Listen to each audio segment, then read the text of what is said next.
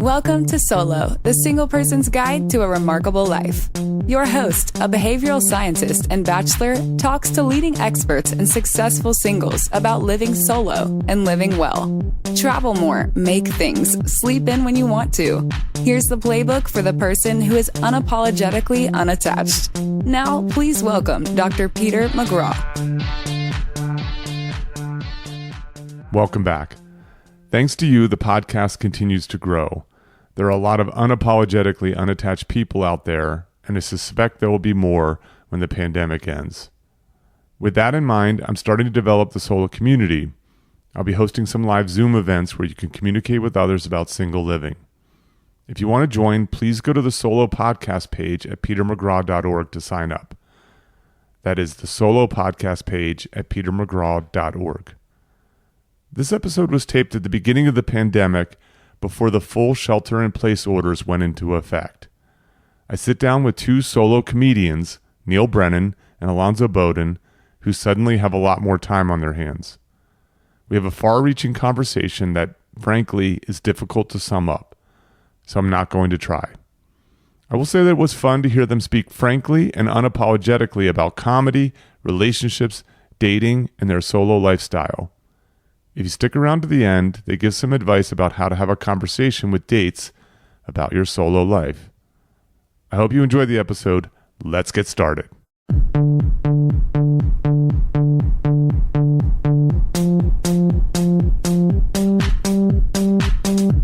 Welcome to Solo, the single person's guide to a remarkable life.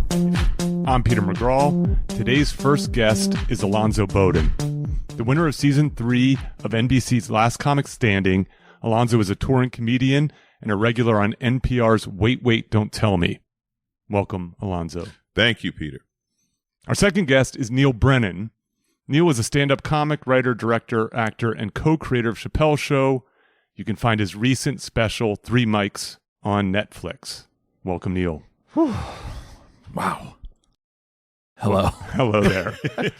So we go back, the three of us go back, you guys may go back much further, but the three of us go back 10 years. It's been 10 years? It's been 10 years. Since that fateful lunch at that pub in Toronto, Montreal. Wow. And, I didn't realize it's been that long. And only Alonzo looks exactly the same. At 30 pounds heavier, but I'll take that. Are you really? At least. Yeah, it's ridiculous. Oh, really? Why? Yeah. Age and just, that you get older, you start putting on weight and you fight it and it still comes because I haven't changed my eating habits. That's why. Yeah, I have. Metabolism. Yeah, you eat healthy as can be, but my your metabolism changes and the eating habits don't. So I fight it.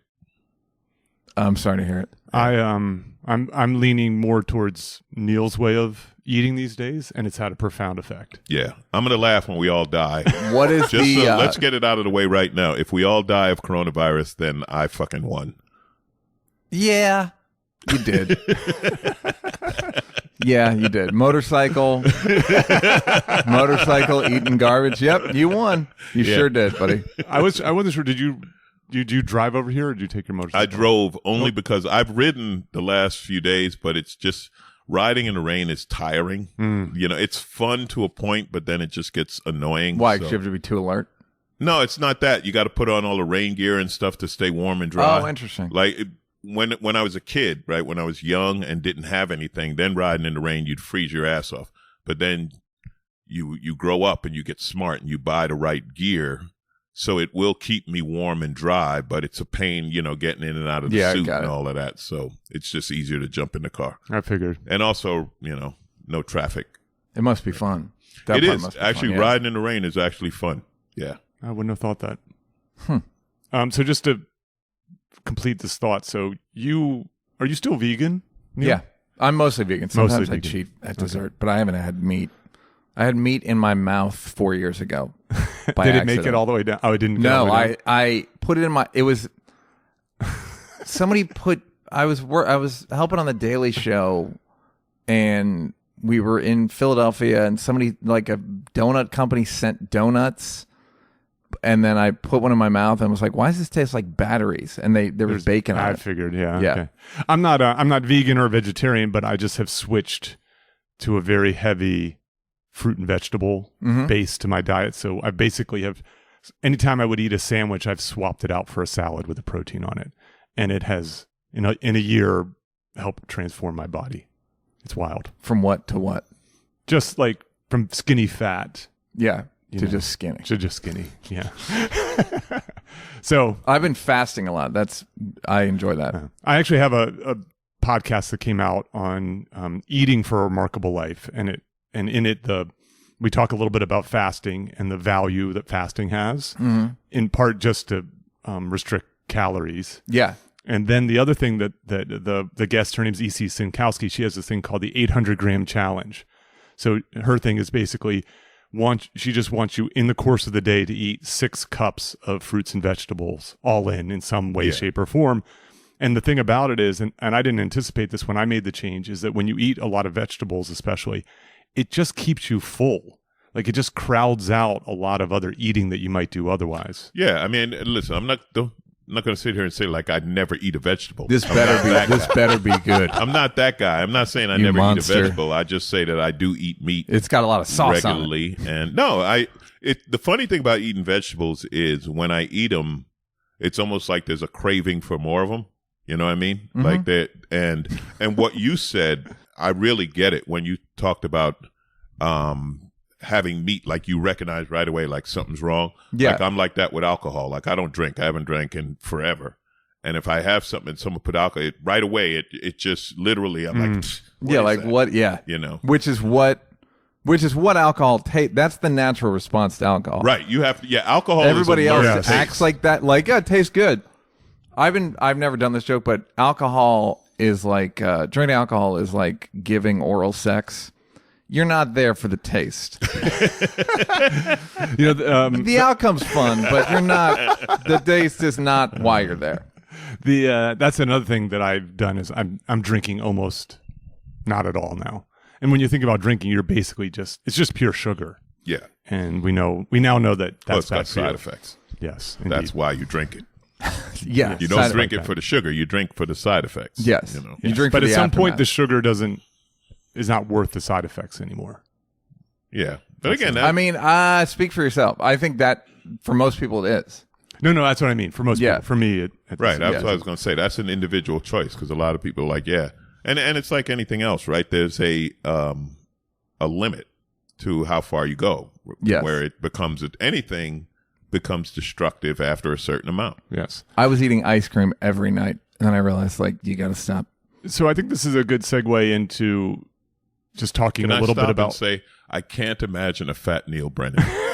It's no possible. matter how much, like you know, I know you mean, can't. like even a quart of Haagen-Dazs a day, it would just No, just I the can idea I could of gain Neil 10 with pounds in belly, a week it if I just- needed to. But that's not. I guess because that's I've skinny never fat, seen then. you different than the way you look now. Because it means something to me, Alonzo. Yes. I'll be sure to take a picture of the two of you just please. for people to get an idea of the contrast here. No offense. I didn't mean that. I have I don't an take it as observation. We offense. keep getting sidetracked, but I have an observation about the podcast, which is, I realize listening to the podcast that I'd never heard you laugh. Really? Yes, not the way you laugh on the podcast, because I know because when you get around comedians, I think you're a little defensive's not the right word, but you don't want to be Cautious. too earnest. Oh, that's interesting. I've also realized that around most people, you're the funny one. in the podcast. Just in the world, you're the funny one. Oh, I in see most what you mean. conversations, you're the funniest person in the conversation. But when I'm with comedians, Yeah, I'm not. yes. And so then I just lean And into never the forget not. Don't worry. I knew I'd be the least funny person in this room. I have an unusual laugh. That's what I mean. I was like, oh my God. I think maybe I'd heard it once. Really? Yeah, because it's so unbridled. It's lovely. It really is. Thank you. I appreciate it. I've been told that I'm an easy laugh. And so hearing you say that is surprising. But maybe I just sort of have my kind of lab coat on a little bit more when I'm hanging out with comedians. Yeah. Well, I'm glad you like the Take your podcast. lab coat off, Peter. Yeah, I'll try. Okay, so let's talk. So this idea of talking about food is relevant, right? So there's 3 bachelors in the room here. Do you guys like the term bachelor? No, I have a lot of thoughts on this. What was we had a conversation about being single that was contributed to starting the podcast, right? Did you tell me that? No, what happened? Well, I think what happened was I ended up reaching out to you because I heard you talking about being single. Oh, right. On Theo Vaughn's podcast. Yeah. And I reached out to you, and I think I had just launched the podcast. Got it. And I had realized, it's funny because, like, you know, what's interesting, I think, about the three of us is, so for the listeners who don't know this, Neil, Alonzo, and I got connected when I first started studying comedy. And so I met Neil at a bar in Montreal during the Just for Laughs festival because I recognized him from a skit on Chappelle's show, from the frontline Clayton Bigsby skit where your head explodes. Right. And then I was like, oh my God, this guy is like... He's the guy. He's the guy. And I write about you in my book, Shtick to Business, in a couple of different ways. And I'm going to return to that. And then I met Alonzo through an NPR story about my first paper about what makes moral violations funny. And we were recorded talking about it. And then I approached Alonzo and asked him if he would critique the paper. And he wrote a really thoughtful critique of my paper that's on my blog, which I'll put in the exhibits. And then anybody who knows me well will not be surprised to hear this. I basically have since then just forced my friendship on these two guys. And so there's no other word for it. There's no other word for it. That is an accurate description. I've changed my number several times, and the motherfucker always finds me. I moved. He hired a detective agency at one point. And so the nice thing about these guys, besides being pros and funny and thriving in the business, is they always say yes. So I ask them for a lot of things. They never ask me for anything, and yet they still always say yes.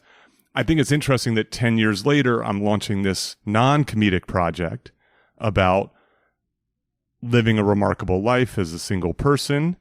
And it just so happens that my sort of first two close connects in comedy are doing exactly that. Yeah. Well, getting back to your thing about the term bachelor, that just sounds so old-fashioned to me. Like, I don't think about it. Yeah, like Joe Namath is a bachelor. Right. It's a label that we don't use anymore. It's not as old as spinster, but it's along the way. But it's the male spinster. It's the male spinster. It is the male spinster. I mean, it has a more positive connotation than spinster, though. It's got a sexual connotation, but the problem with that is sex is culturally out of favor right now, especially for men. So just in terms of the timing of this podcast, because there's already been some... It's 2020. Louis C.K. is doing a 5-year sentence in cultural jail. Bill Cosby. Yeah. We're about 7 days into the hysteria around the corona pandemic. So right, but I don't think we're talking about it like that. Like when you talk about bachelor and the sexual connotation of it, that might apply, like you said about Joe Namath, like a guy in his 30s who's banging a lot of chicks and, and back in the day hanging out at the Playboy Mansion. Yep. That was a bachelor life, right? Going to Elaine's on the Upper East Side. The bachelor was the guy that the married guys were like, I wish I were him. I got to talk to you for a second. What are you? You must be putting them away two at a time. That's the connotation to me of the term bachelor. I just look at it like I just never been married. Yeah, I get it. Yeah. I mean, what you're saying is you're not banging. I know you mean. No, I know you mean. No, I don't. Yeah, I don't. Technically, I guess I am, but yeah, I can go both ways. I mean, I'd be surprised if I got married at this point. No, I'm not against it. I'm against kids, but I'm not against marriage. I don't see the advantage at this point, but I'm almost a bachelor's rights advocate. Okay. Rights advocate in that I just think that it's people feel bad for women who are not married, and they think men who are not married at our age are pigs. A little bit. Not explicitly, but if there's a single woman, a couple is happy to have her around. If there's a single man, the man's happy to have him around, but the woman's not. Okay, so let's unpack this because I think I don't think there's any good term for a single man or a single woman. I think bachelor's as good as it gets for a guy, and I don't think there is even a good term for a woman at this point. Agreed. And so the choice of solo was my attempt. Solo is a great title. Solo is a great. That's the best word for it. Yeah, because solo doesn't imply judgment. Yes, and it sort of adventurous implies too. Heroism in a way. It's the same way that when a woman's single in her 40s, it's a choice, and she's strong, and she's a feminist trailblazer, and all this stuff. Whereas a man is a pig. Yeah, yeah. Although that's what people will say about the woman to her face, and then when they leave, like, "Oh, that's too bad. She can't find somebody." Right. You know what I mean? Like for women, I think women are still treated as if it's somehow a failure if they're not attached, especially by 40. Agreed. And if they're 50, then, well, you got to be divorced or because they got all that baby equipment. Yeah. So it's that baby building. It's definitely a different judgment. It is, yeah. I mean, they both lean negative. I think the woman's is around this idea of failure. What's wrong with you?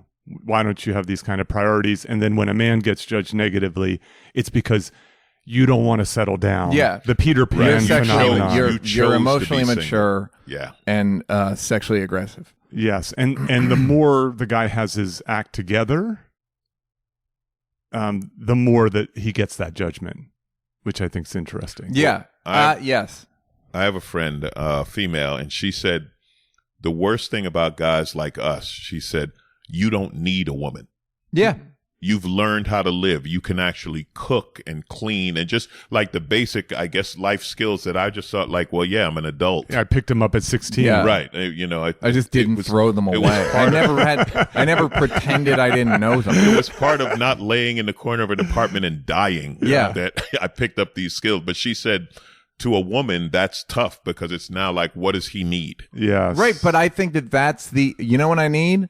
A cool motherfucker. Is what I need. And I don't need a cool motherfucker in that, like, you gotta, look, baby, I'm gonna go out, I'm gonna be out on the streets and you gotta let me, it's not about fucking all the time. It's about understanding that I don't need you. So anything you bring has got to be additive. And it can't just be some sort of governor on my behavior. Yeah, I had this experience. I have an ex, a woman who... We all do, Peter. Go ahead.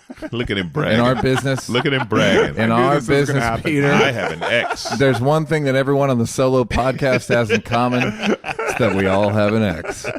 You were saying? So we started dating, and I told her very early on, right away, that I didn't want to have children. And we dated, we continued dating despite that, but I think deep down she wanted that, and the evidence I have is she's had a child. Mm-hmm. But at one point, her mother, named Peter, who had met me after meeting me for the first time, after meeting for the first time, said to her, "He doesn't need you." Your mother did? No, her mother said to her, "He doesn't need you." And, wow, that's dramatic. And I know, it was like, and then she told me this, which I wasn't. I wasn't. How did she say it? Did she? She did say it like that. Like, you're going to have a hard time. I think the implication was you're going to have a hard time with this one because he doesn't need you. Wow. And because and when you think about it, though, historically, marriage wasn't about romantic love, right? That's a fairly new invention. Yeah, it's 80 years. Marriage was about a partnership in order to get through the winter and not to starve to death, and to have a system to grow the corn, and to, you know what I mean, and to it was about labor. I like to not go back that far because black people wasn't doing so great. I'm not so saying let's it. Not, Peter, no. the well-off whites were fine in the winter. Thank you, though. That's it's a good reminder, especially in the South. I'm from the South, Alonzo. I've been set up here, and I'm from Mississippi, and. My point is that and actually I think it's still in many ways a contractual thing. Like from a sort of patriarchal standpoint, it's like the guy goes out, makes the money, the woman takes care of the household. That still happens today. And so there is an exchange beyond you're great and I just want to spend time with you, which is what you're looking for. that's always an option, right? That's something that as a woman, that option is always there. I can choose to be a wife and let him earn the money and support the house and live based on that, While you're young, though. Yeah. That's right. Well, not even because childbearing. There's always a guy. Always a guy for just about any woman. You know what I mean? There's some guy who will be that guy. Like now, it may not be their first choice. No, right? It's not. That's fair. It's not a movie star, but it's the guy that if they want to do that, Yeah. But the funny thing is, it's sexist as a guy if you tell a woman get a job. If as a guy, you'd be a pig if you were like, I'm not fucking supporting you. Yeah, fucking get a job. But so it's you. In some ways, I've thought of all the negative ways that this affects men. Clearly, yeah, it does. That woman's mother saying that, and that is a generational thing. That it's kind of like they're taught that. You know what I mean? Like find a man who needs you.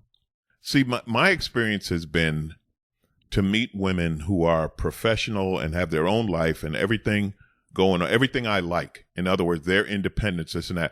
Then we get together and then it starts becoming, what are we going to do? And I'm like, what did you do before you met me? Like, how did you spend Wednesday before you met me? Yeah. Because I got shit to do Wednesday. Yeah. And suddenly they become, not all, but a lot, they somehow, you become more important than what they were doing with their life. I heard you mention that on maybe the first or second episode of this podcast, one of your family of podcasts.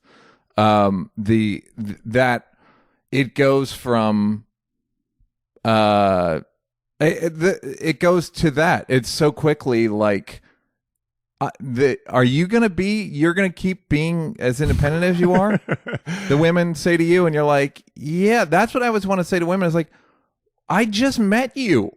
Like, even if it's a year ago, it's still new. This is year 47. Yes. Oh man, of my life. So why would I recalibrate for again? I sound like a pig saying this, but why? You're just some person. I think that the experience I've had sounds similar to what Alonzo is saying. I'm sure you've had it too, Neil. Mm-hmm. Which goes something like this: is like, my days are full. They're full, making things, writing, doing this podcast, working out, seeing friends, traveling, teaching. I don't have enough hours in the day to do all the things that I want to do. Fortunately, most of them are actually rather exciting, fun, interesting, and make me a better, more interesting person, and thus a better partner. I travel internationally well. I get to do cool things. And then I think where the attention starts to lie is you meet someone, you connect, which is not easy to do. Mm-hmm. You start spending more time. A small miracle. Exactly. A real connection is a small miracle. It is. It's not easy to do. And then and I'm not saying this happens with every woman I date. Actually, most of the women I date nowadays, it doesn't happen because of the type of women I date. But sometimes what happens is, oh, you're traveling again? Oh, you're doing, you know what I mean? And oh yeah, I love that one. And so what I think it highlights. Have you gotten that one, Alonzo? Okay. Well, no. The thing with me is I will tell, and I want to get back to something you talked about the timing when you talk about a year, because I'm maybe still in a situation like that. I don't even know. But the thing with work and travel, right? And I tell everyone, I'm paid to travel. I tell jokes for free, right? I'm on a plane every week. You know the life, Neil. Yep. This is the life we have, right? And when I meet a woman, especially in LA, it'll be because I'm home for some reason. I'm home for 2-3 weeks, right? And I'm like, okay, when I start working, I'm not going to be here. And then after 2 months of me working, they're like, you're never here. And I'm like, yeah, I told you, I'm not. Like, if you like going out on Tuesday nights, I'm your guy. But if you got weekend plans, I'm not going to be to that here. point, what the pandemic has proven to me, among other things, is that people cannot imagine things very clearly. They cannot believe. It's hard to anticipate the future. They cannot picture it. Yeah. And I feel like the thing that, especially as comedians, the reason, once I saw the stats and the curve on the corona, is I've had a joke, I've had an idea, I've written it, I've done it on stage, and I've sent it out to the world. Like, I know how it works. You had start something small, and then it gets bigger and bigger and bigger, and then sometimes it's explosive. Exponential. Yeah. And so you go, oh, yeah, this is going to be one of those things. It's like when you see a guy at a club, and you're like, this guy's fucking going to be doing theaters in 3 months. Yeah. Well, how do you know? Because he kills. One of the funniest posts I saw was Ted Alejandro, who said his wife is starting a support group for wives of comedians because they're home now. That's funny. Yeah. There's when we were working on the humor code, there's this phenomenon in Japan of the company men retiring. And so they almost all have wives. Mm-hmm. And so these guys, they've been working 70 hours a week for their whole entire lives. Suddenly one day they're retired, they're exhausted, and they just come home and they just sit on the couch and smoke and drink and watch TV. Which is what we're doing now during the minus the smoking and drinking, but yes. But we're eating vegetables. These exactly. We're gonna live forever. Well, this is actually perfect. So these poor housewives have been living their lives, these great lives that they have, and now they've got. And there's like a term. There's a Japanese term. They basically call them trash. Like the men are like trash on the couch. I don't think men are trash is a Japanese term. I think that's universal. That's fair. Term, yeah. So what these women do, not all of course, but on occasion, what they do is they start planning to have the guy die early. So they give him extra. They always make sure their glass of whiskey is filled. They leave like a little extra fat on the steak. And, make sure they always have their cigarettes and all this kind of stuff, which is just like... Well, I'm enjoying watching people during the quarantine who love their kids having to spend actual time with their kids. Oh, yeah. It's fascinating. You get to see... like, but I thought they're little bundles of joy and they're fucking amazing and they're the greatest thing that ever happened to you. There's a lot of teachers right now saying... See, there's see, look at your little bundle of joy now. Well, I think this goes even beyond that. Is like I think that the pandemic is revealing who the real heroes are, which are scientists, engineers, teachers, right? All of the people that you. Yeah, but also the if we're going to get into this, I don't know how we got here. Talking about relationship timing. But to me, it's the people grinding out the day jobs, the people working at a grocery store right now. Like if you work at a grocery store and you haven't punched anyone in the head, you're a hero. You are a hero. Yeah. You're a hero. If you have not physically hit someone for saying something stupid, doing something stupid, or if you work at a restaurant and you're not working right now, or, people like, oh, you must be glad to be off while you're getting 0 tips. So you have no income. Those are the people who are, that's tough. That's got to be tough. This I'm going to get back to the other stuff, but this anthropologist, his name escapes me right now. I spoke about it on a previous episode. He has this really great essay that turned into a book called Bullshit Jobs. Yeah. That guy did a lot of podcasts. Yeah. It's a really fascinating idea. So when we tend to think about jobs, we tend to think about the status of the jobs, right? How much pay people have, how whether they're high, low status jobs. Independent of status, there's the bullshittiness of the job, which is essentially, do you really create any value? And as he defines a bullshit job, is even the person doing the job recognizes that the job doesn't really produce very much. That it could be eliminated. It's a step. Yeah, it's a step that's unnecessary. Well, that was the whole middle management corporate America thing, right? Yes. Where companies had 42 vice presidents. Yeah. Yes. And they were like, what are you the vice president of? Marketing and shipping. So the one thing I think, beverages. The other hero is the custodian, right? Yeah, absolutely. So you think about that as like, you're like, okay, who do you want to stop working their job right now? Who gives a shit if a middle manager stops working their job? But you don't want the custodian to stop their job. Right, because they're on the front line of this pandemic. My hope for all this is what 9/11 did for Homeland Security and intelligence and basically and law enforcement. I hope this does for nurses, custodians. I hope it does for infrastructure and healthcare. I see. I hope that there is some upside to all this, that people realize. I was saying to somebody last night, it would really help if a rich person died in this, because then it would go like, oh, you know what? He had the best medicine. He had he got it from a person who didn't have health care, and how it benefits all of us if we all have health care. Do you want to pick the person? Tom Hanks. But I think it's too late. Well, it's also, and when you talk about that, the trash, the garbage men. Yes. Those are the guys. And I remember in New York when they went on strike, everyone knew. You know what I mean? Like anyone else when they went on strike, the city was like, okay, settle this. These are important people. Because trash builds instantly. And, and every problem that comes with that comes up instantly. You remember the Red Fox story where he fired the Red Fox from Sanford and Son? He wanted more black writers.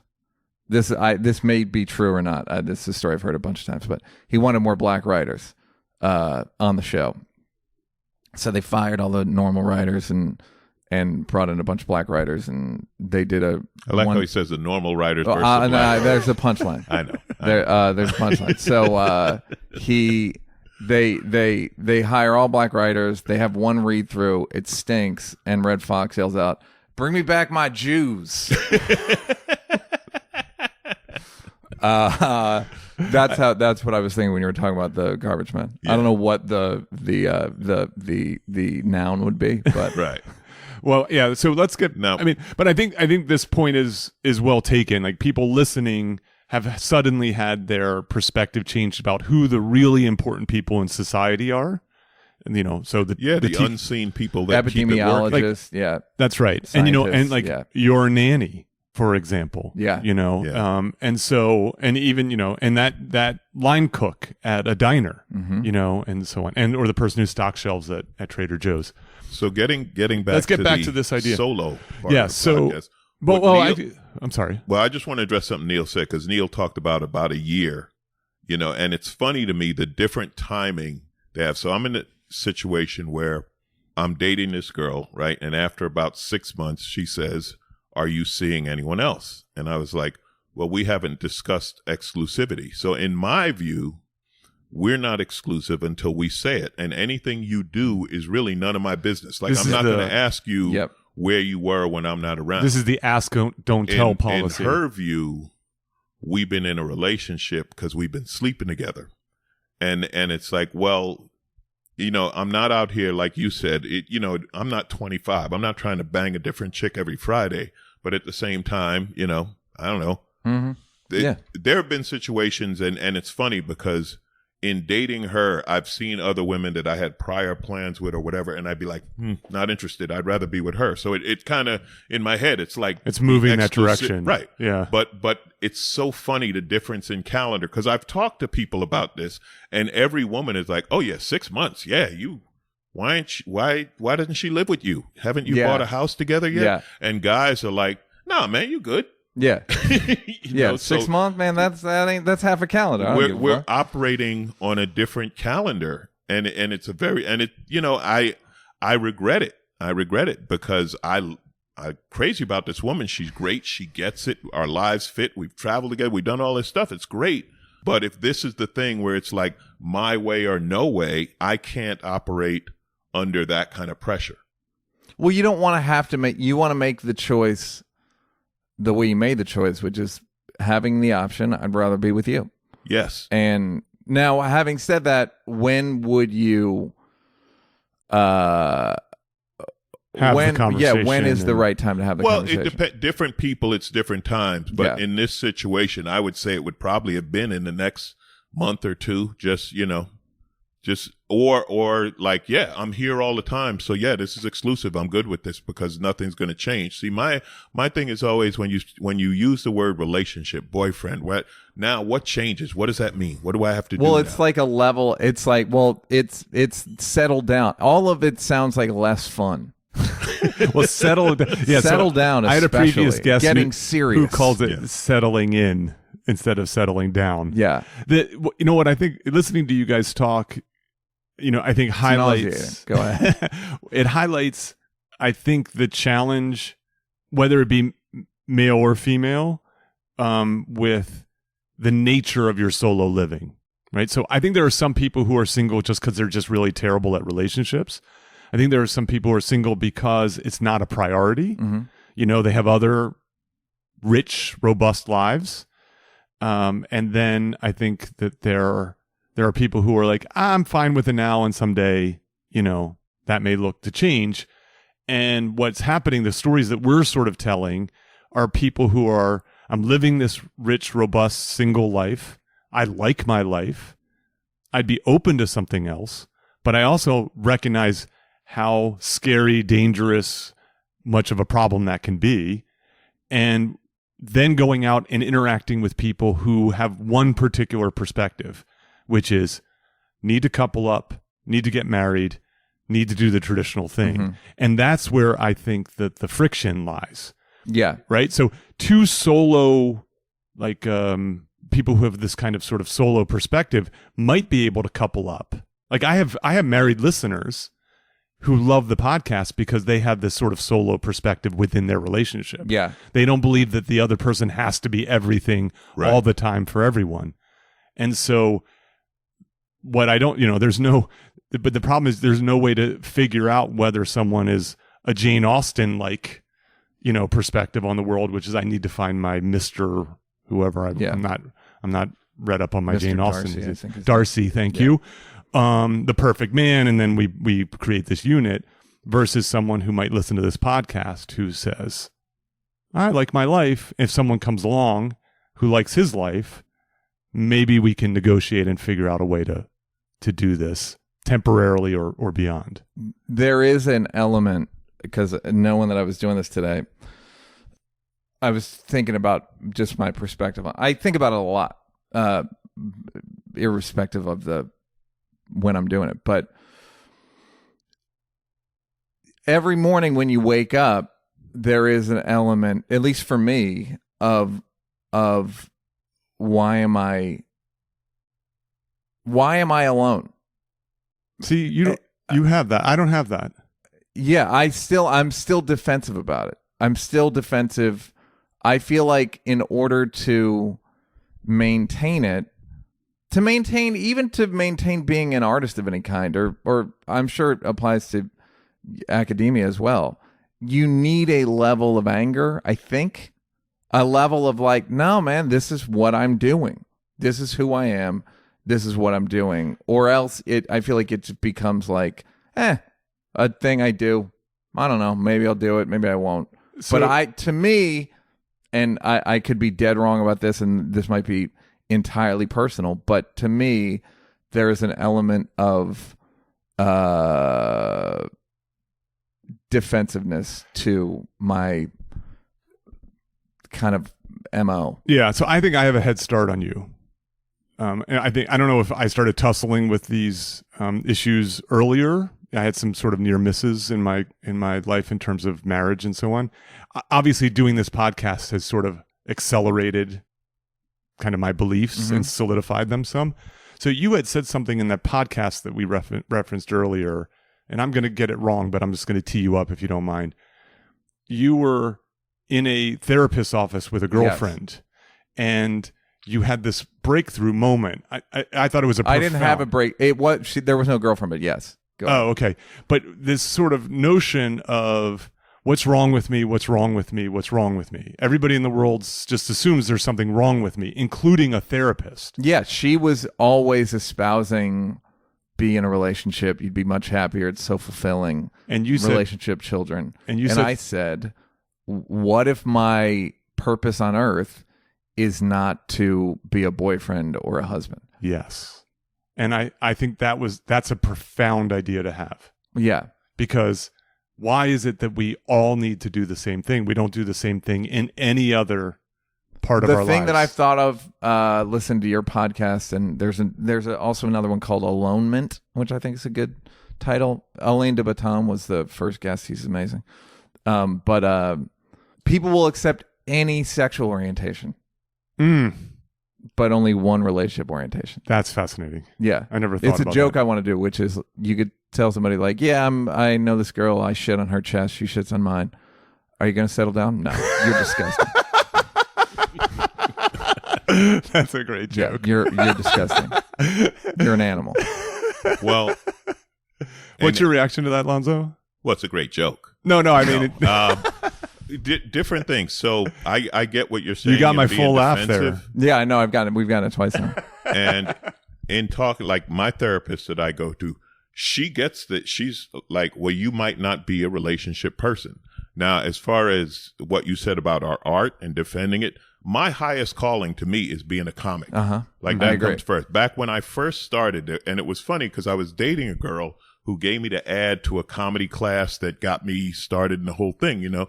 And she said, she was very insightful because I was only in it a couple of years. She said, you're never going to get married. She said, any woman's only going to be your mistress. This is your wife. Yeah. And it was amazing that she spotted that at that time. Now, and she set you down that path also. Yeah. And it's amazing that you didn't marry her. Because that really, well, you know, she'd be the best one. She was my craven first, you are. She was my first accountant, so she always joked that I didn't get the man, I did get his money. There That's you go. Funny. You know the podcast that you and I taped is, I call it Married to Comedy with Alonzo Bowen. Absolutely. But recently with the therapist, a thing came up, different relationship types or whatever, and mine is avoidance. In other words, that's my way of relating. There's always this avoidance thing that I have to be aware of, right? And I remember a friend of mine, really like more sister than friend, who I've known forever. When she got married, she said, you know, when I'm with him, the two of us become more.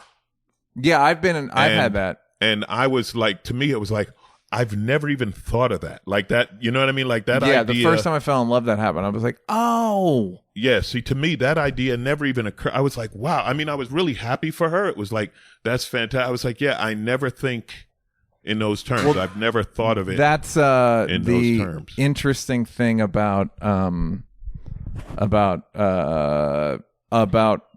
like marriage and all, or divorces. When you get divorced and then you have to give your wife half of your earnings. Whenever I hear that, I think I've never had a girlfriend contribute to my earnings. Yeah, in the slightest. Yeah, I could see. I've had women hinder them with guilt and shame about how much I'm working.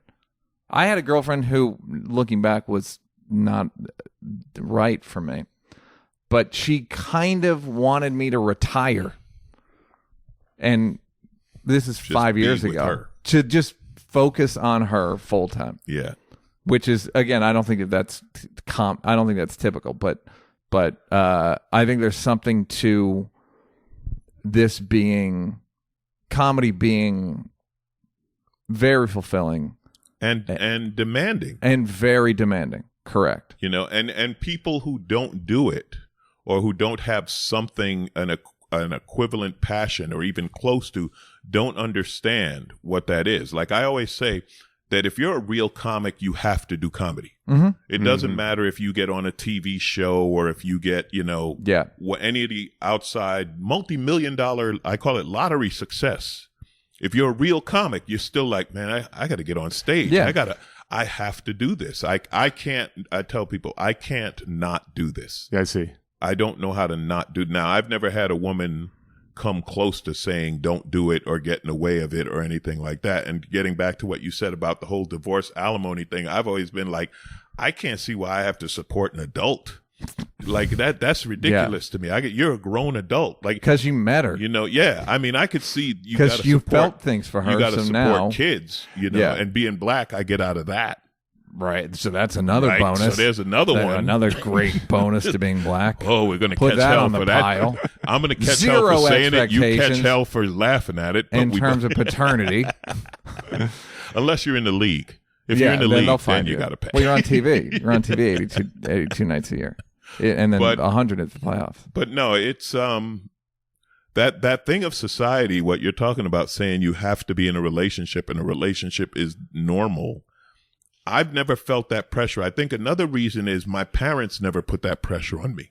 A lot of people get that from the parents, like, when are you going to get married? Yeah, I never got it either. Have grandkids, this and that. And my parents never got on me about that. Someone even asked my mother about that, about what about him blah, blah, blah. And it was a white girl. What if he marries a white girl? And my mother was like, he got to live with her. Like, whoever he marries, I don't care. That's always the thing with any interracial or gay marriage. Is like, hang out. They got to fucking hang out, man. Yeah. Like, you're upset and all that. They got the hard part. So I never got that pressure from my family that a lot of people do, that you got to get married, have a kid. I want a grandkid, blah, blah, blah. Did you have, were your parents good role models? My parents were, old school working parents, right? Not a lot of I love you, but the love came from providing.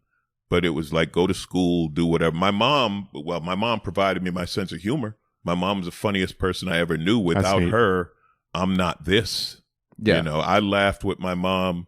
I mean, literally, when she was dying of cancer and in chemo, we would still laugh. You were laughing and laughing, and she was crying. Alonzo, please stop laughing. Well, yeah, but, she didn't mind. I got a bit or two out of it. Great. No, so in that respect, yeah, that was all mom. And so Neil, you obviously you come, well, people may not know this, you come from a very big family. Yeah, the youngest of 10. And in Three Mics you talk alcoholism, depression, violence. See, I did all that on my own. Didn't have 9 others to help. Do you think that what I'm asking is, has that fed a bit of this sort of this idea that you just haven't? I mean, the comedy aside, like even if you weren't a comic, do you think that you'd have this this idea of marriage and forever? I think a lot of it is. My parents' relationship was not good. It was not fulfilling for either of them. I mean, it'd be hard for it to be with 10 or 9. Don't put that on us. It was them.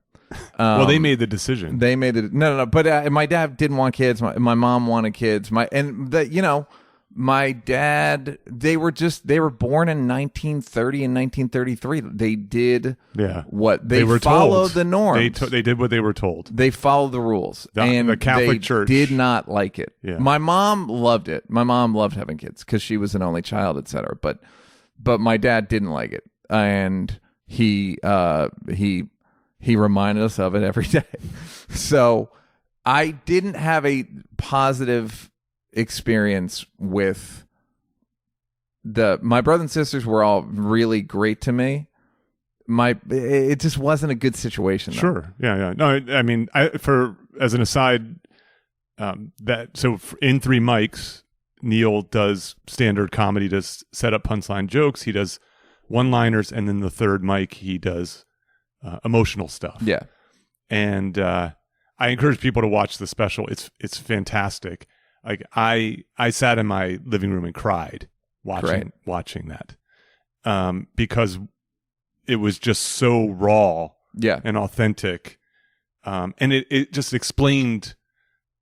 helps explain who you are in many ways. Yeah.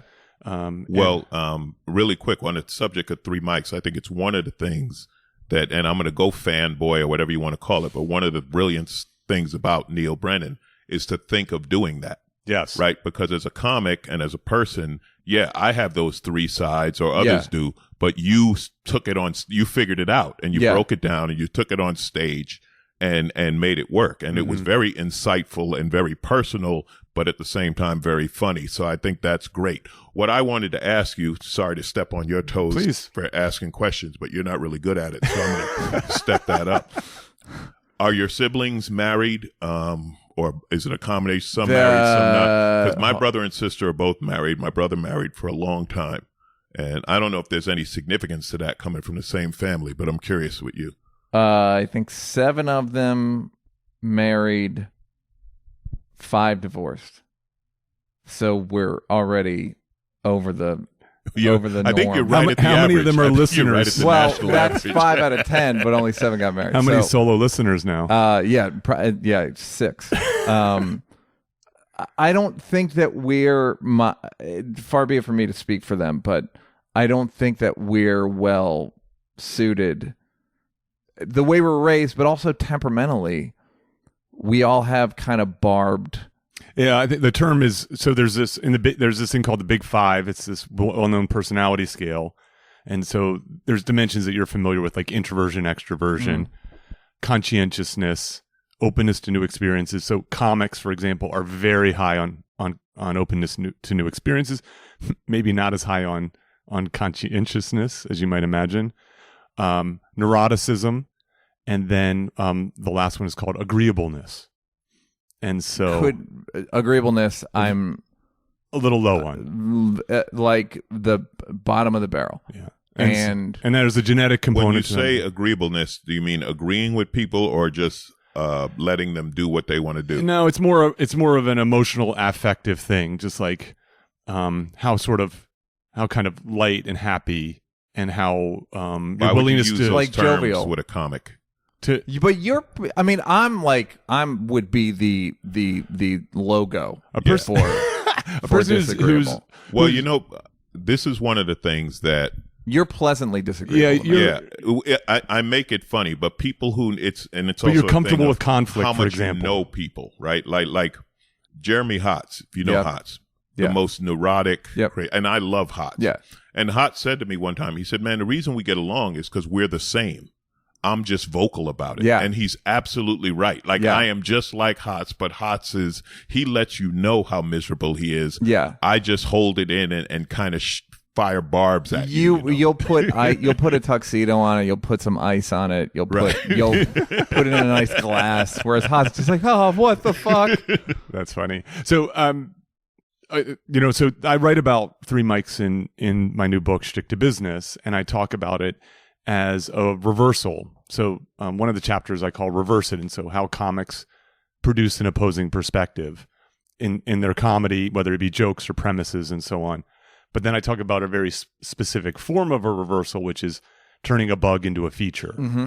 And so that's what you did. Yeah. It was the impetus, which I hope that you improved a little bit in the book, that the explanation of it was that because I read cold, all the things I read, disagreeable, cold, whatever, I was like, I'm with you. That is true, but let me explain why. Yes. And here's why. And then once people saw that, they were like, oh, I thought you hated me. Yeah. No, I don't. No, my face just doesn't agree with me. A resting dick face. Yeah. So it was taking this thing of like all the things you don't like about me and leaning into it and going like, here's the explanation or the causation. But the thing about it, what Alonzo was talking about, is the average person, even the average comic, doesn't think to do that. Well, yeah, no. And that was it was going like, I need to address this in some way. Yeah, right. And part of the reason is I don't have the. This is another thing I was thinking about today, which is the you clean it up, the anger, the disagreeableness. I don't clean it up, and I try to make it fun in the not clean up, but I still could clean it up more. And the thing is, and it's not necessarily just that we don't think to do it, it's that we don't know how to do it. Like, I think comics are generally introspective people, so we're aware there's something broken inside, but Neil found a way to say it. I recently watching Gary Goldman, watching him do The Great Depression, and Gary's an old friend of mine, and we both have the same thing of being the little guy in the giant body. But he was able to put it into words, and I watched him do it, and I was like, damn, because I want to do it, but now I don't want to do it because he did it, and I don't want to make it seem like I'm doing what, you know what I mean? You can't. He did. Yeah. But I understand. But yeah, I live with that every day, right? The little guy in the giant body, he put it into words. The three mics, the what's behind what you perceive as anger. You're like, why is Neil always mad? Well, he's not, but this is what's going on behind it. And you put that into words, and it was done well. So I think the introspection, finding a way to put your introspection out there, is a brilliant thing to do, but it's not easy. No. I'm doing a new one now. Enough. You did. Once this pandemic passes. That's not. It's not like. It's not three mic. It's basically just a level of dealing with all these things that people say are negative. It's like, I don't follow any norms. I don't. There's very few areas in which I do the normal right thing, and it's kind of explaining all that stuff. Like, I don't drink, I don't eat meat, I don't really want to get married, I don't want to have kids. I get along better with black people than white people. Black people don't like it. as Black demonstrated people, by I this haven't podcast. I looked at Peter once, and the rest of the time I've been staring at Alonzo. There's just a lot of areas in which I don't perceive that I'm not a good liberal. Like, just all these things that, like, I don't feel like exactly. I don't really fit in anywhere. So it's like reckoning with that. That's great. Yeah. And another thing, and it's getting back to the relationship thing, right? Is when I say it's not you, it's me. Mm-hmm.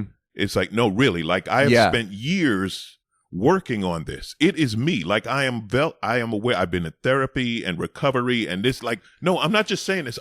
I can show you written history. Yeah, it's me. Take my word. I've for got it. the diaries. The other they don't, but they don't want to hear that. They dismiss it. You know, it's hard for human beings to not take things personally. I think the big lie that society tells is don't take negative outcomes personally, but take positive outcomes personally. Yeah, you have to do. It's one of the 4 agreements, right? Is don't take things personally, whether they be negative or positive. Yeah, and that's that's like why manic depressives go off their meds, because they want the ups. Well, someone told me that in comedy early on. He said, "Listen, when you read the comments, don't take the positive if you can't take the negative." They said that's what they said. Don't read the comments because you have to give credit to both. And I think as a comic, or definitely for me, I always give more credit to the negative ones. Yeah. I breeze through the positive ones, but the negative one, I'll be like, damn, and just lock in on that. So yeah, the best advice I was given was like, don't read the comments. Yeah. You know, so you show up in Shtick to Business also, Alonzo, in a lesson I talk about called Create a Chasm, and the idea that good comedians create chasms. That is, they're very good at making their audience laugh. And by virtue of making their audience laugh, they recognize and are comfortable with the fact that there's going to be a whole bunch of other people who are not happy with them. And so I wish there were more of those. More comics like that. No, more people unhappy with me publicly in order to build my name. Well, so that you were talking about, it was interesting. Build my name. I like you went medieval. I must build my name. Well, you were talking about how difficult it is to try to make everyone laugh. You were saying how, like, these cruise ship comics have, like, the hardest job. Oh yeah, because it's lowest common denominator. Yeah, they're not creating a chasm. They can't afford to. Right. So you got to make 5-year-old kids to 80-year-old women and everything in between laugh at some random show at 7:00 on a Thursday. God bless you. Yeah. Because from a creative standpoint, it's killing you. You're basically telling them joke book jokes. And that's your job. I mean, it's a job. You got to make money and live. I get that. But from a creative standpoint, it's like being in one of those bands in the casino that you have to play the best of the 70s every night. It's really hard. Oh my God. Yeah. Kill yourself. Yep. So I want to get back to a few. Or let Corona kill you. I want to get back to doorknob. That's right. You actually said that. I think that's in the book. You got to make a doorknob funny. So one of the things I want to highlight is all 3 of us have therapists or have seen therapists. And I want to point that out because I talk a lot about this idea of being solo but not alone, and that you need a team, like, especially if you're not going to have that one person who's your everything, to be able to operate as we do and to live a remarkable life. You need a team. And so what I'm curious for you guys, what you think of that idea, and who would you say is on your team, whether it be personal or professional? Before I answer that, yes, sure. There was a thing because of the second episode, the author Bella DePaulo, The Science of Single Living, yeah. So I got her book, and I think she recommended another one that I've been listening to. Because I was thinking about what's the difference between lonely and alone. Big difference. And the definition, I don't know if I heard it on the podcast or in one of the books, but the definition of lonely or alone, lonely requires emotional neglect, or you feel emotionally neglected. It's a perception of emotional neglect. Perception of emotional neglect. And that's the difference between lonely and alone. Because I don't feel, when I wake up alone, I don't feel lonely. I don't get lonely anymore. I quite often feel relief.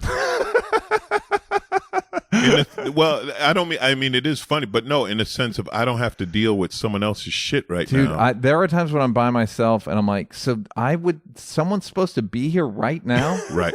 Or when we need to talk, I'm like, I don't have the energy for talk. Like we have to, that's, I can't keep having that conversation. I've been doing a joke where I'd say the only time men say we need to talk to each other is when they're planning a bank robbery. So, I think the pandemic is really fascinating, right? So what it's doing is disrupting people's day to day. And what it is doing is it's highlighting kind of the goodness or the badness of your situation in many ways. So for example, there are people who are being thrust together, couples who are being thrust together. Yeah. Some of them are thrilled about it. Yeah. Oh, it's great. I get to see my partner that much more. Yeah. Others are like, oh my God, how am I going to get through this? Yeah. Then there are solos out there who are just like, don't even notice a difference in the world. I'm in that category. Yeah. You're just like, well, I'll be honest. I'm more or less living my life as I normally do. Yeah. I'm going out less, but that's the only difference. Yep. And then there are solos out there who are really feeling the neglect and struggling in that. I tweeted it yesterday that you're not, just so you know, you're not being neglected. It's everyone cares about you. We just have to stay away from each other. Yeah, I've been encouraging people to make calls. And my thing, school. What's unusual for me is physically being home. Yes, that's the difference. Because I'm used to traveling like every week. So just the idea of sitting in my house, I'm like, wow, it's kind of nice. Like I didn't realize, but then after 2-3 days, I'm like, okay, is this what people do? Like this is what the holidays are supposed to be like. How do you watch TV all day? Yeah. Even though that's what the average American does. Yeah. I'm like, how do you do that? Yeah. What's funny is getting sick of TV and computer and phone and just reading. Like I've been reading 3-4 hours at a time. Yeah. And it's great. Yeah. I really like the coronavirus in that I think it's a great virus. It's a top I wish 10, that there was doubt. more agreed to moments of everyone putting the sword down. Yes. Other than first responders and all that stuff. Like it feels like the day before Thanksgiving or Christmas Eve or something where everyone's just chilling the fuck out. And I'm lucky that I don't have to worry about money as much as most. Sure. Yeah. It's a luxury. Yeah. That's a luxury. But I wish there were more sanctioned breaks like this because it makes you feel your humanity. Yeah. Unplug. My point of bringing this up is what it's doing is sort of shining a light on whether you're living life from a position of strength or a position of weakness, right? You don't often know how good your life is until things go sideways. Mm-hmm. Yeah. And so getting back to what's that? Well, I just want to touch on that. I think I do. You have an appreciation for how good your life is. Seriously, that's yeah. good. That's great. Yeah, it's the work you've been doing. Well, it's also my background, right? It's also being in recovery and stuff like that. Like I know where I could be. Like for me, for my life to be where it is today is utterly ridiculous compared to what I had and who I was. Working at the airline. Yeah.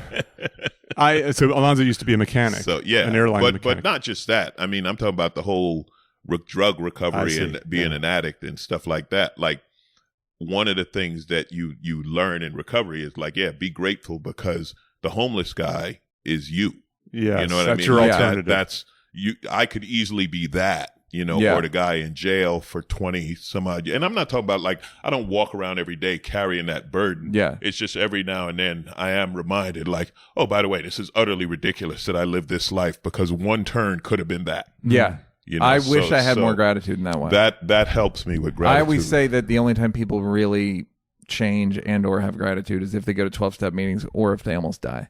Yeah. And I feel like people who have almost died or been really sick, they or have an accident and recover, they're like, wow. Like suddenly none of this shit really matters. Yeah. They're like, really? You think that's important? Let me tell you something. So I wonder if it has to be that profound. Like, I'm wondering how much change, personal, professional change, is going to be set off by just the threat of these things. Like, I think it's going to be like high. how many divorces are going to happen? It's going to be people starting new businesses. One would hope if there was a positive, that the positive would be people remember. Like, one of the things that I'm not liking is, and we're doing this, our government is doing this, and people are doing this individually, rather than coming together to help, we're isolating and getting mine. Mm-hmm. You know what I mean? Like the person with the pallet of toilet paper. It's like, are we encouraging the worst behavior from 4 months ago? Right. Although are we taking a capitalist ethos and into this? I would hope that we would learn, like, yeah, man, let's, I got 6 rolls, here's 2, right? Yeah. I mean, seriously, it's like, look, I'm a single man. How much can I shit this month? Yeah. If you really need one, I got you. Yeah. I think I as probably the most optimistic person in the room, I think the sad thing is that we're not getting enough of the images of people helping out, of the, no one's taking pictures of full aisles of food and posting them on Instagram. And so what's happening is it's just amplifying all the uncertainty and scariness of the world. To finish this last bit is, because I definitely have a team, so I want to get back to that. I knew there was a question. I want to wrap up one other thing, which is my family life, childhood was, divorced parents and a mom who never pressured me into getting married. She pressured me into everything else. She guilt tripped me and tried to control my life in every other single way. But that was one way that she never put pressure on me, in part because I think she lost faith in relationships after the end of that relationship. And one of the things, speaking of gratitude, I think the three of us could easily sit here and marvel at how good our lives turned out. There are moments when I do. And yeah. I do regularly. To say it's in the 99th percentile is not even. Yeah. It's fucking unbelievable. And for me, it's I am, by virtue of calling this podcast A Single Person's Guide to a Remarkable Life, I'm saying that I believe my life is remarkable, at least remarkable enough to be able to talk about it and try to give people some guidance in terms of doing that. My joke, so your alternative life, Alonzo, is the homeless person or the inmate. Mine's not as dire. My alternative life that I have in my head is managing an enterprise rent-a-car. Like when I think about, when I plug all the variables into the linear model that predicts what my outcome in life should be, it's that. Like, I'm good at it, by the way. It's one of the more profitable enterprise rent-a-cars. I bring a lot of vigor to that job, but it's nothing like it turned out. Well, I used to see that. I had briefly lived in suburbia, right? Like in, Model 3 houses, Model 1, 2, 3, 4, blah, blah, blah. And I used to see people and I used to say, man, if your life is going from the cubicle to the cul-de-sac, I hope there's something that makes that worthwhile. Like it could be family, right? Some people are just super happy. Some people are super happy with their family or this, but I'm like, because to me, that's hell to me. But that's what people do. People do it all the time. So it's like, I hope something makes that fulfilling. It's most men lead lives of quiet desperation. Yeah. That is I think that is massively true. And I think my hope is that the quarantine leads people to go like, oh, fuck, what am I? It's hopefully a reset for people. Yeah. I just talked about in a recent episode about this Confucius quote. I'm going to get it wrong, but it's you have 2 lives, and the second one begins when you realize you have one or one life. And I think I'm wondering, will this make people realize, boy, I only have one life? Some people, it will affect some people that way. Some people will go right back to whatever their normal was prior to this. They might even grip it tighter. Yeah, it's possible. Yeah. Okay, let's get back to that idea of a team, because I think it's I have these sort of principles I've been working on, and one of them is this idea of make a team, be interconnected, and that it becomes even more important. And in the Bella DePaulo episode, she actually talks about this, that single people, the myth of the solo is that they are alone and they're lonely.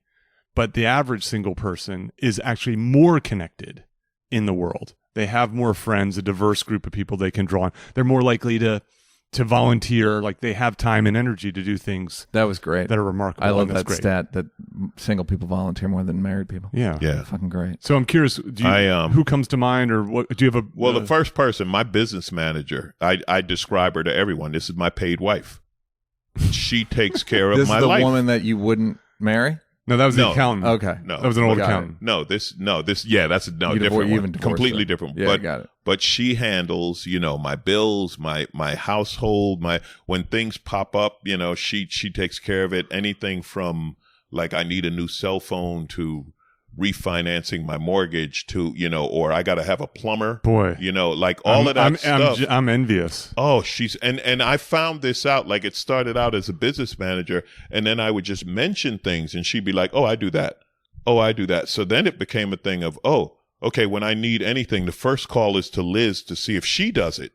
And then if she doesn't, then I got to find someone who does. That's great. So she has been fantastic. But yeah, I work with therapists, and at various times I've worked with a trainer or this or that. So I always joked about, oh, I'm a mess. It takes a whole team to keep me going. Yeah, no, I think that's but right. That's and what about and again, this is where we get into the finances and so forth. I'm fortunate enough to be able to support that, even though it's not, I'm not one of these people that has a personal assistant follow me around every minute or anything like that. But I'm fortunate enough to have these people and be able to take advantage of these things. And what about the personal assistant thing? I have friends. I think I could afford one. I don't want one. What's been funny about the quarantine thing is like, sometimes my phone will ring or buzz and I'm like, what? And I haven't talked to people in a day.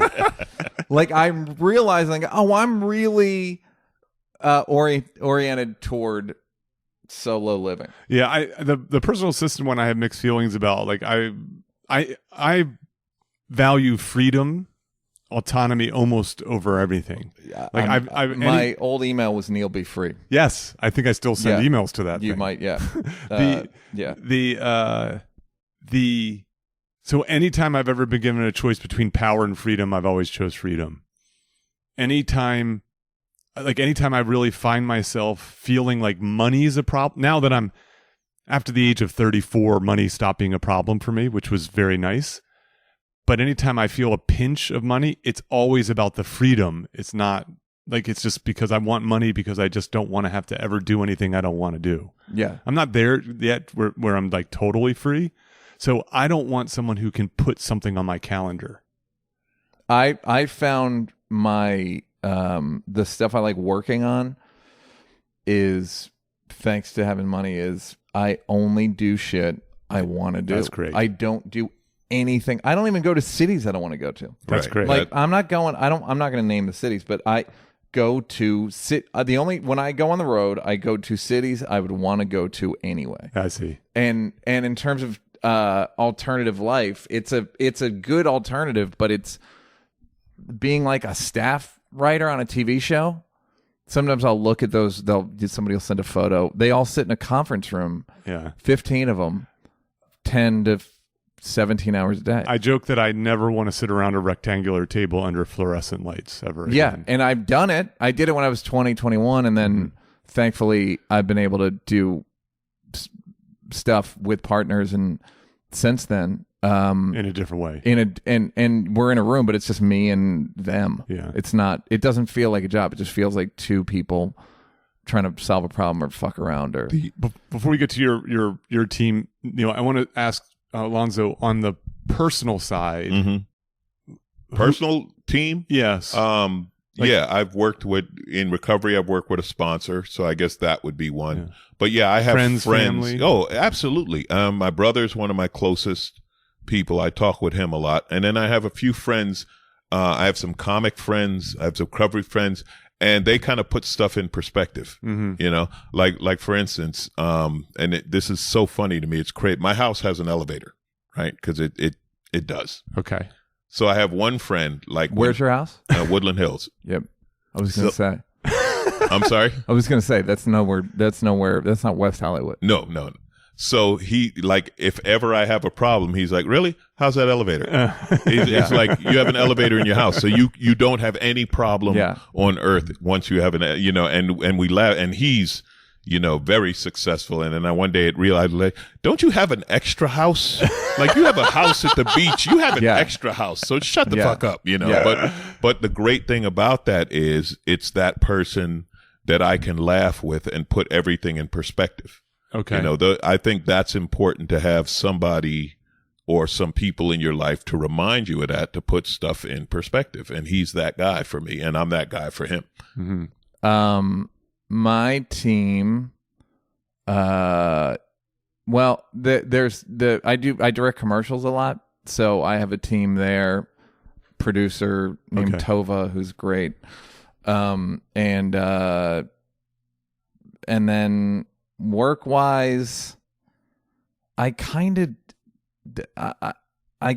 do it I mean, you know what I mean? Like, I'm not one of these guys who's like calling his agent all the time. It has to, the good and bad news of my choices in life is that it's on me. Very rarely is it incoming. Mm-hmm. Like, we want you to do, it's almost You're never. hustling. Or it's just sort of, I'm getting, the ball is coming my way. Like, I'm under the basket and I get loose balls. Like, on the personal side, my friend Bijan, who he was the editor on Chappelle's Show, and he's edited my specials, and he's tried to be married. Okay. And he couldn't do it. He's like, we're not built for it. You're not cut from that like mold. He's like, I tried to be normal.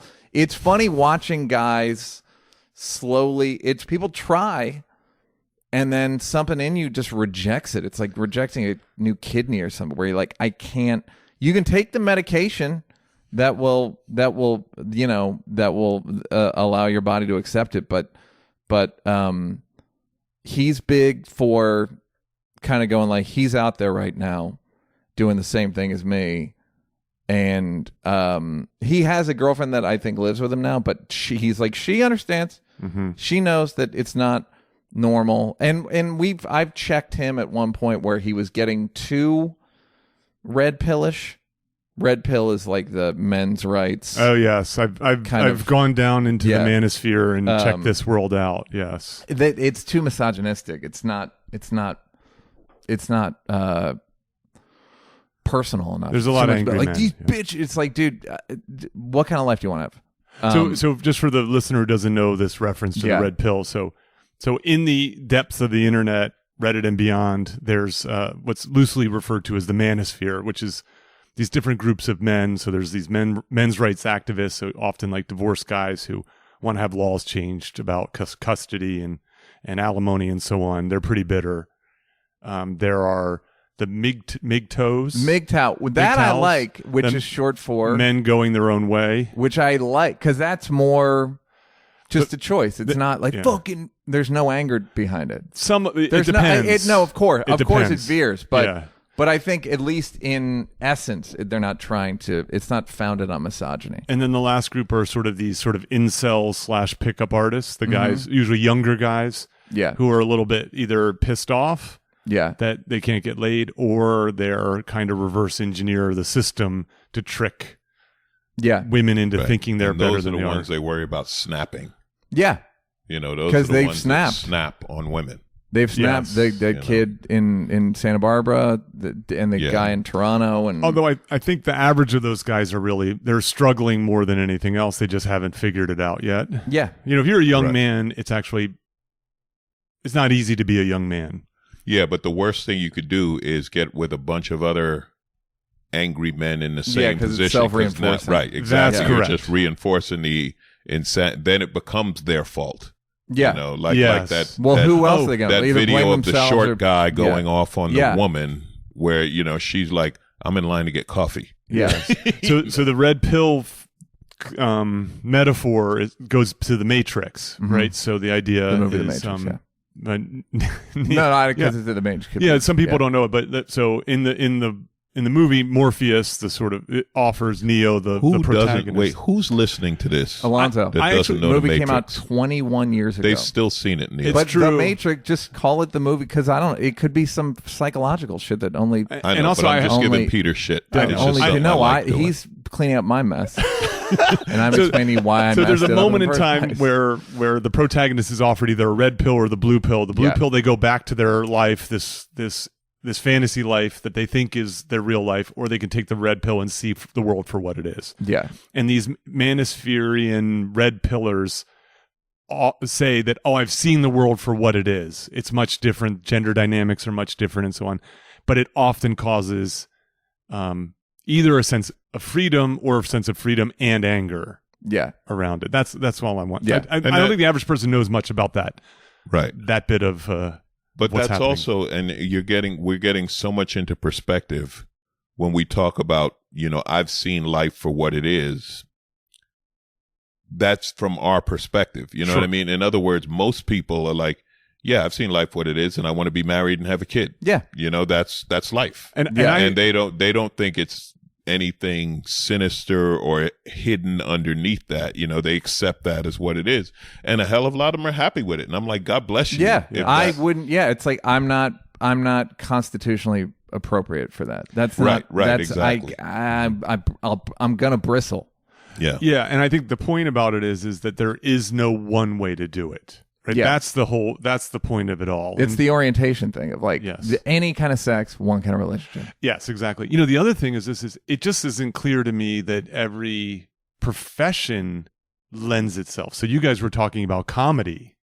Like there's a whole bunch of professions out there in the world that partnering up probably is not the best way to go about doing. Like it's not clear that I want my Supreme Court justices partnered up necessarily. Yeah, I don't Because I want them working all the time on being the best best Supreme Court justice that they can be. a doctor. I mean, people in med school. It's like that's a relationship killer. There's tons of things where I would way prefer if given. I'd like a bunch of monks to do it.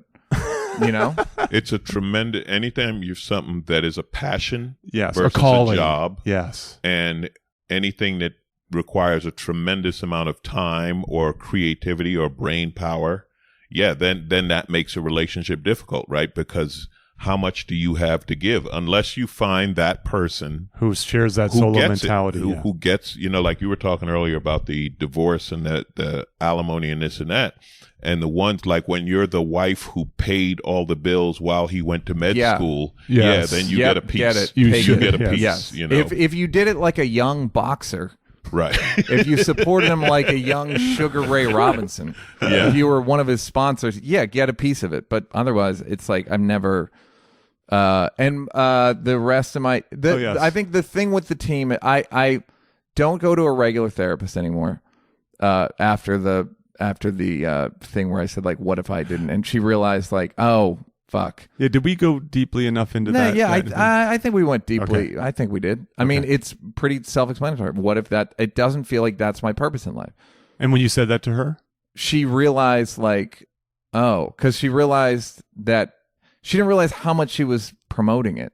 Yes. And yeah. she apologized the next week. She's like, you're right. I'm not. And I was like, I kind of stopped going. And the other thing about therapy is you can stop going, and it doesn't mean it's much like you don't have to be married to be normal. You don't have to go to therapy. You're not a quitter if you decide that relationship's not right for you. Yeah, actually, which is the thing I fucking hate about therapy and therapists is that they don't put themselves they don't discourage in context. you from going forever. Yeah. They don't put themselves in context. They don't explain that there's a bunch of different modalities that might help you. They don't. Yes. It's a car dealership where they're like, no, we're putting you in a Volvo. We're not putting you in. Right.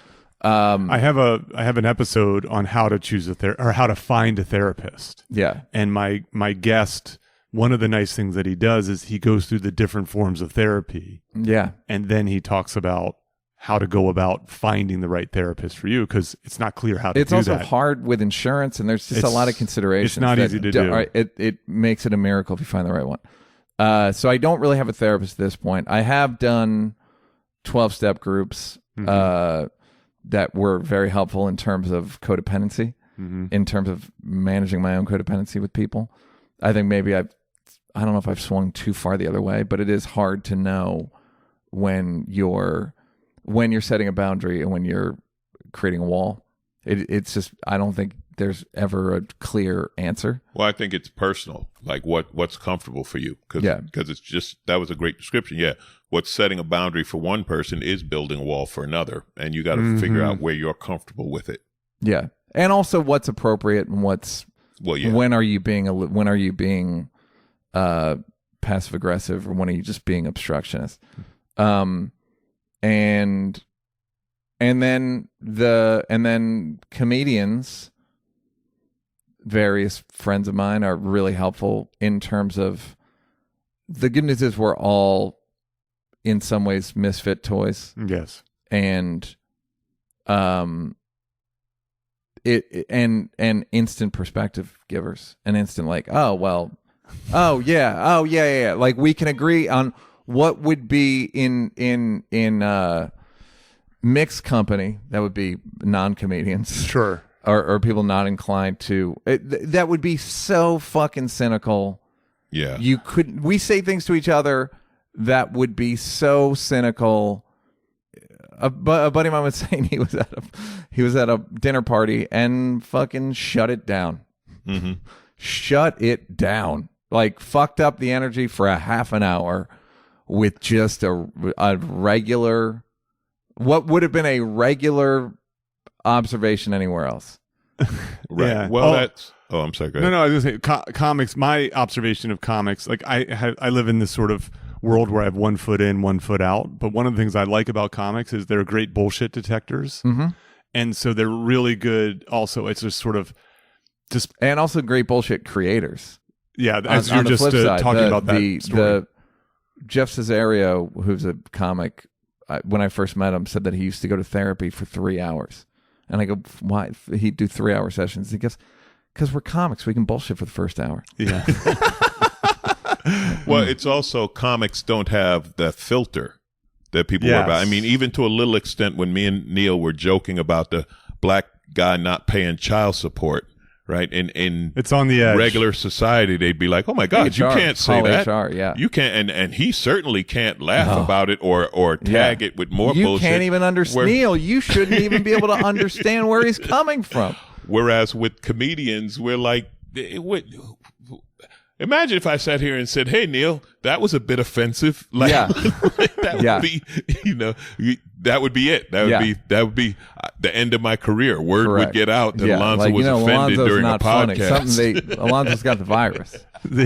So I want to wrap up with ask you guys for some advice for listeners, and especially I think listening to the two of you, I think you're going to appeal to a certain type of listener. Interesting. So I have both male and female listeners. Yep. Part of the reason I explained the red pill stuff is I think some of the ladies may be less likely have watched The Matrix, but especially for my male, there's a documentary listeners. about the red pill stuff. Yes, I've read. It's on Netflix. It's on Hulu. It's on Hulu. Okay, yeah, I think it's called it. The Red Pill. I think, or something. I'll put it in the exhibits. Yeah. So my advice, and we talked about this a little bit earlier, is so if you are the kind of person who, let's say at best is ambivalent about, long-term partnership, or you sort of know that's not really, marriage is not for me, certainly kids are not for me, and so on. When you're having a conversation, when you're meeting someone new, so Alonzo, you were talking about this a little bit earlier, you're just going about your business, and the two of you had sort of different assumptions. So if you were to tell people what's the best way to sort of approach living like this with potential partners, I'm asking this question because I think, Neil, you have, I don't know if it's a bit, but you have this like 30% idea. 70-30, yeah. 70-30. It's idea. And so I want to get both of your advice. And that's not, you can go ahead. Okay. Well, there's a couple of things I would say. One, and the toughest one, is be true to yourself. If it's not what you want, then you can't take that pressure of society saying you're supposed to do it and try to make yourself, like Neil was saying, try to make yourself fit into a box that you don't fit in. I did that shit for 20 years. That's one. another thing, and I'm this still defensive about it. I still feel like I'm wrong. I'm going to say this more. I'm going to say this more to women than to men. If he tells you he's not a relationship guy, believe him. Yes. Because they just say, "Oh yeah, sure, but I can be like I'm going to be different." You're like not no, you're exceptional. not. Like I'm 57 years old and I've never been married. So I kind of know now I can do a relationship, but I'm not looking to get married. I don't feel incomplete. You know, so believe when someone tells you they're not incomplete or they're not. When you shouldn't, Right, what you shouldn't right. necessarily believe is when the guy says, "I want a relationship," because Well, then he's saying, "I want a caretaker."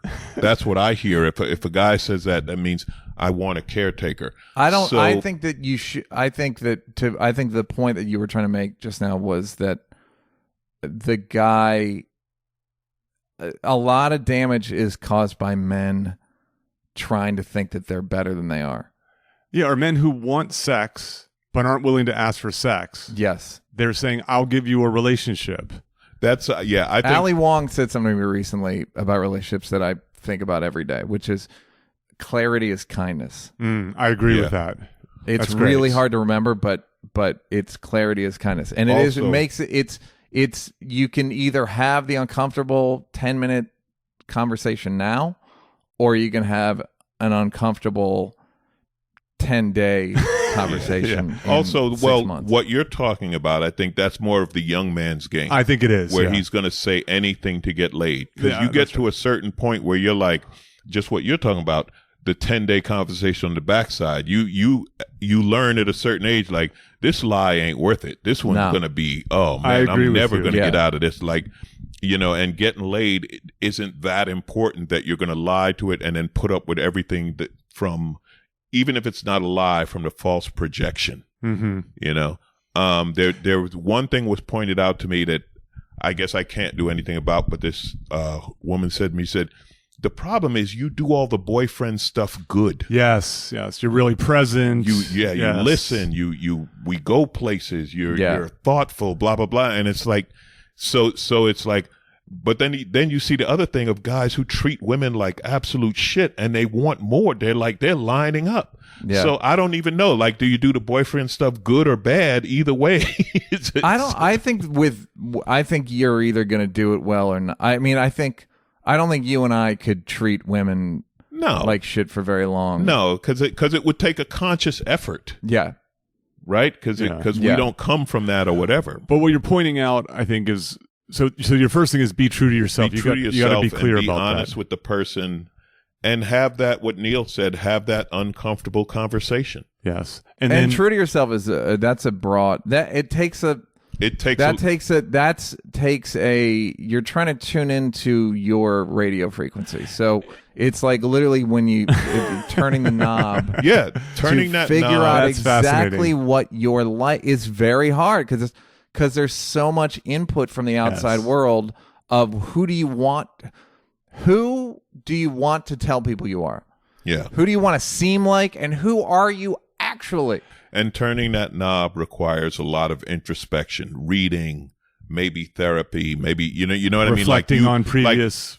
Very rarely do I think people are born knowing who they are. Like, you got to do some studying and learning and make some mistakes and say, oh, yeah, this is me and this works for me and that doesn't work for me and so on. So, yeah, so it takes some time to figure that out. I think this idea of then for the person hearing this you obviously being tuned into behavior is important, but when someone says, I don't want this, you should take them at their word because it's going so counter to what the world says that you should want. The argument I always make when people think I can change them is like, motherfucker, you can't change yourself. You're gonna change him? How's your diet going? That's really funny. So I will say, talking about? regarding this idea about sex, especially if we're talking to men, I think a lot of men, what they don't do well is vulnerability. And so if you want sex, you should ask for sex. Mm-hmm. And that's scary to a guy because he might get a no. Mm-hmm. And they also don't want to seem like they don't. I think guys do a lot of PR, which is guys don't want to seem like they just want sex. It's like guys always I always tell women, if there's a guy that you broke up with or he broke up with you and he's being nice and being present now because he wants to keep fucking you. Yeah. Like guys want to keep you just in case. Like it's Chris's joke about the dick in a glass case. So it's vagina in a glass case. I mean, and I think it is important to know what you want. Like, you know, for me, I actually don't want just sex. I always want dinner sex, hike sex, whatever you want that an might event. be. What's that? You want an event. I just sex. like my partners. I don't want them just for sex. Yeah. I want them for all these other things also. And so, that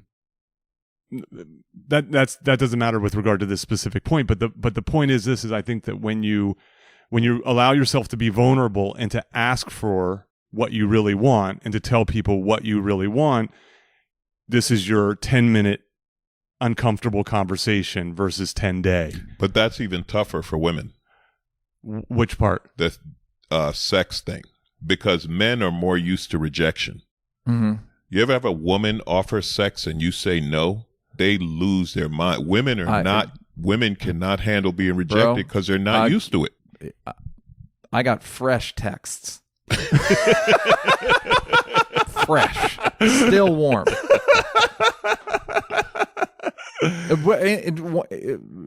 To her defense, she literally is like, I'm not used to feeling like I have a connection with somebody and then them saying that they don't feel the connection. And I'm like, that's one of the benefits of age is, I said to her, I was like, I don't have as much time as you do.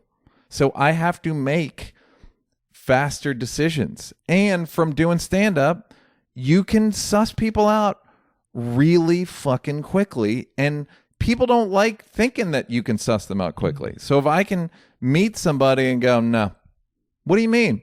I mean, I could explain to you why no, but the answer is no. But you're actually being kind. Of course. By saying you were nice. Yes. It's not quite right for me. Yes. I wish you the best in the world. Yes. Because now they're not wondering. They send a text. You send a friendly response. She was wondering why she really wanted to know why. Yeah, they're not going to accept that. Yeah, they do eventually, but I mean, again, I'm not going to say all women or anything like that. Yeah, that's hard too. But more than half of women I deal with they're confused by it. And they're also confused by getting a no, and also confused by a guy who has sexual opportunities and can be. I said to a woman, "You might not believe this, but I think sex with me is as valuable as sex with you is." I know that's anathema. Wow. I know that's going to blow your mind. My head almost blew up when you said that. Yeah. No, I get what you're saying 100%, but I'm sitting here like, man, I was intimidated by Neil Brennan before. Now he's a god. I'm not even saying it like I'm the best. I'm just saying I don't think you value your body and your time and your persona. This is related to Alonzo point about Chappelle's dad one time said women think their vaginas are exquisite and our dicks are worthless. Yep. It's the same. My old partner's old man. Congratulations on your exquisite penis.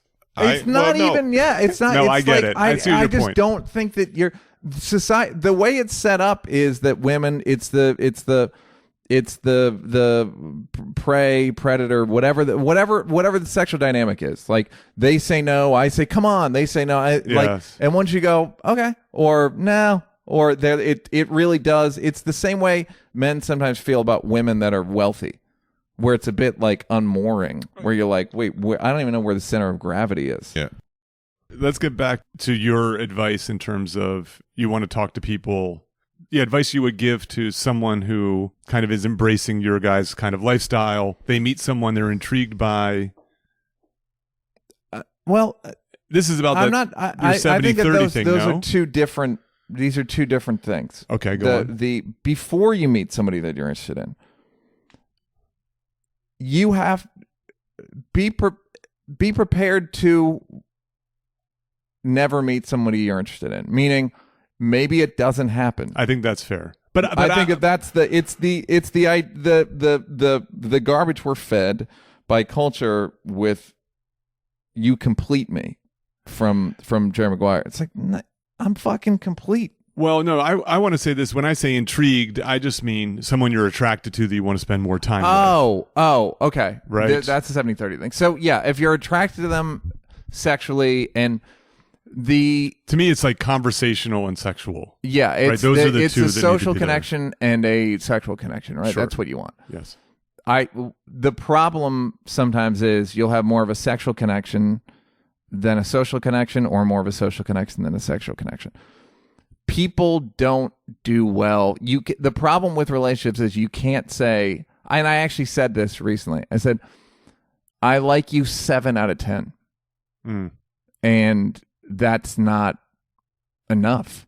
I'm looking for 9 out of 10 or 10 out of 10. There are people that can hustle out. You can Pete Rose it. You can Charlie hustle. You can slide head first into third. But I've thought about my professional connections, and I was, again, this is another thing I said. I was like, look, I've written with 5 or 6 different people in my life. Chappelle, Mike Schur, a guy named Daniel Dratch, and then like Seth Meyers, Jost, Che, the SNL guys, Rock a little bit. My connection with Dave is insane. Yeah. It's just insane. It's just the best. Like, you've seen the creative chemistry. Indeed, it's yeah, that's in right. the Hall of Fame. All that shit. Right. It won the Mark Twain Prize. I'm not. So when I write with other people, I know that it's not as brilliant. I know that it just doesn't burn as hot. Mm-hmm. But it's still great. But in the back of my mind, I wouldn't. Now that I've had the thing I had with Dave creatively, I'm looking for the romantic version of that. Something that, and I've been in love 3 times, and I want it to burn that hot, and it burnt pretty quickly.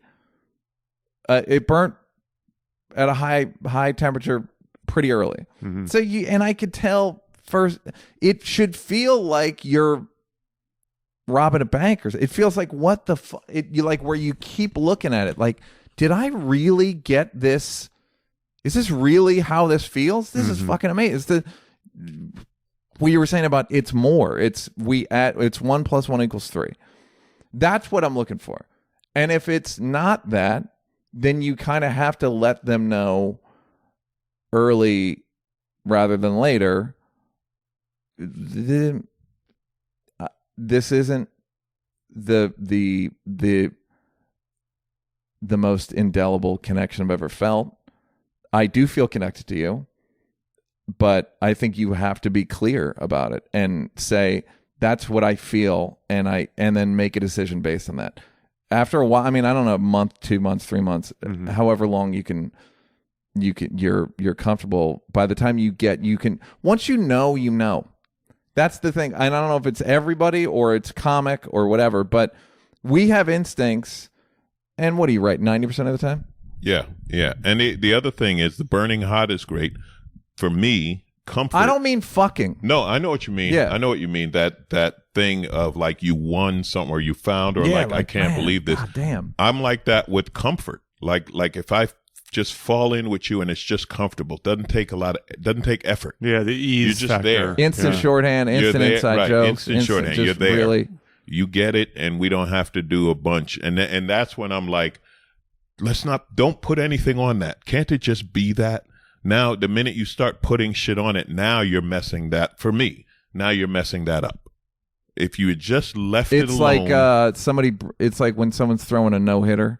Right. Don't mention it. Yeah. He sits by himself, don't and you fucking just, talk you don't about, say it. there's a no-hitter. Just shush. Because the moment you say that, you're like, well, it was. Yeah. Yeah.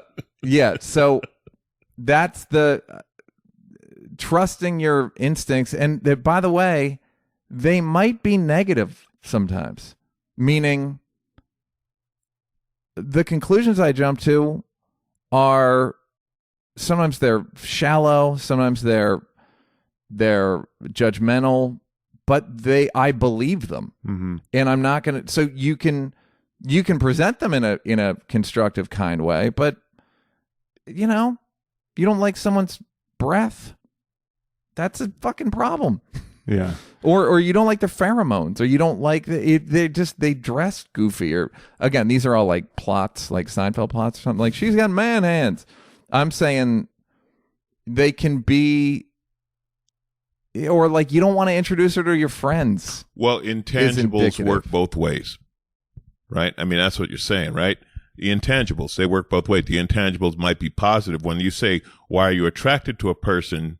You may not be able to put that into words, but then why are you not wanting that person, pushing it, and you can't put that into words? But that it definitely happens, and you feel it, and like you said, you know it right away. Yeah, and it's hard once it's set. It's hard to change that. Yeah. If in terms of online dating, by the way, this is a tangent, but I think applicable. If you're gonna meet somebody, if you met somebody online, do a FaceTime with them. And because you can tell, that way you don't have to go, you don't have to meet, you don't have to get dressed up. You just do a FaceTime, and you go like, okay, I did a FaceTime with somebody recently, and I was like, nope. Yeah. So there's sort of, I think both of you answered this question in different ways, but I think in valuable ways, and actually in some ways the same way. So, what I liked about what you said, Alonzo, was be good about in the beginning what are like the kind of person you are.